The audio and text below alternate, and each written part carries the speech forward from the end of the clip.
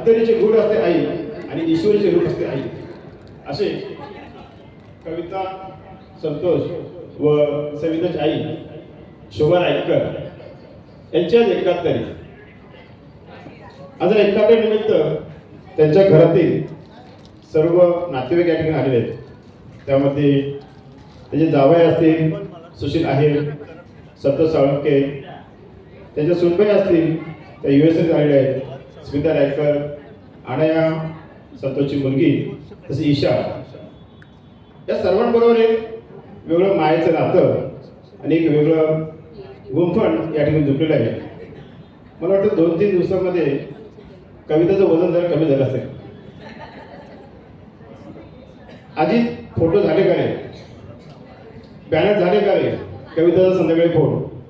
मोनिश गाणी सेट केलीस का, कोणतं गाणं कधी घेणार, एकनाथ अँकरिंग करायचे गुलाबाचे फुलं आहेत का, तिथं अजून काय काही पडणार का. म्हणजे एक ना एक अनेक प्रश्नांची उत्तरं ते शोधत होती. अशी कविता. आणि कवितेच्या मागे एक मोठा हात होता आणि तो म्हणजे संतोषचा. मला वाटतं की 15 दिवस संतोष ठाण्यामध्ये आहे.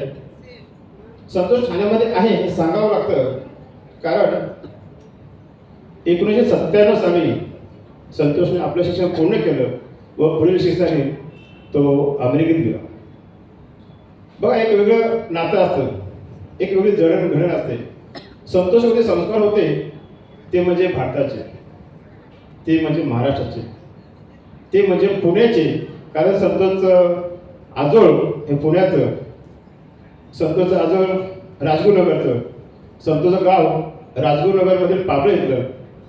आणि असा हा संतोष आज जरी शिक्षण घेऊन जॉबसाठी अमेरिकेत स्थायिक झाला असला तरी त्यांनी एक महाराष्ट्रातील साहित्याची परंपरा जपण्याचा प्रयत्न केला आहे.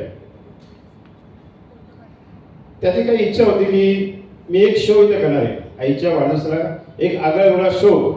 कारण मला माहिती आहे की संतोषच्या आईचं वाचन खूप आहे. मी घरी गेलो का काकू सांगतात पवळे 2 मिनिटं बस, आणि मग ते एखाद्या पुस्तकाचा सारांश सांगून टाकतात.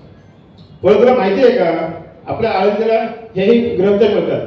मग असे एकूण संस्कार साहित्याचे हे त्यांच्याकडे होते. ते संस्कार हळूहळू संतोष का आले आणि संतोषने मला विनंती केली, एकनाथ कार्यक्रमात मी थोडं माझं काहीतरी करणार आहे. आता काहीतरी करा, मला वाटलं हा वायोलिन वाजवीन, एखादं काहीतरी रॅप सॉन्ग बोलेल. 28 वर्ष गेलं अमेरिकेमध्ये. पण आता त्याने मला धक्काच दिला. बोलतो की मी एक कथाकथन करणार आहे.